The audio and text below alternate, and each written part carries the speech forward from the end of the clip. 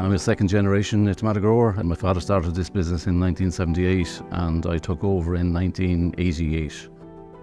Up to now we've been using a combination of oil previously, and since 2014 natural gas, but we wanted to kind of move our dependency away from fossil fuels. That was the primary motivation. The SSRH scheme is quite complex, so you need to do your homework. We upload our meter readings every quarter. The payments arrive the following month. Since our tariff has started being paid, it has been rolled out seamlessly, no issues.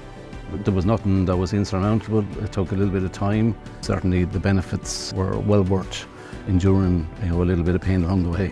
SEAI provides financial support for biomass systems through the Support Scheme for Renewable Heat, SSRH.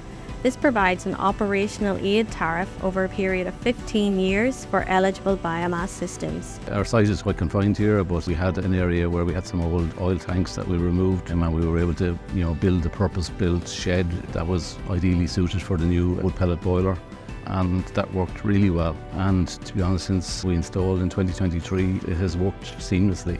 Compared to fossil fuel, biomass doesn't have the same volatility in the market, so it can provide a more stable fuel cost, and in fact it's often a cheaper alternative to the fossil fuel that is available for the end user. As regards energy costs here, we have 1 hectare of modern glasshouses. We would use about 300 kilowatts of thermal heat per square metre. Over the last few years we really had to look at ways of both reducing that input and finding a more sustainable source of energy that would give us cost efficiencies. That's why the SSRH scheme really kind of fits nicely into our energy consumption profile. Fuel can be sourced locally, which gives secure supply of renewable heat for the company and enables them to promote their green credentials and meet their own environmental targets.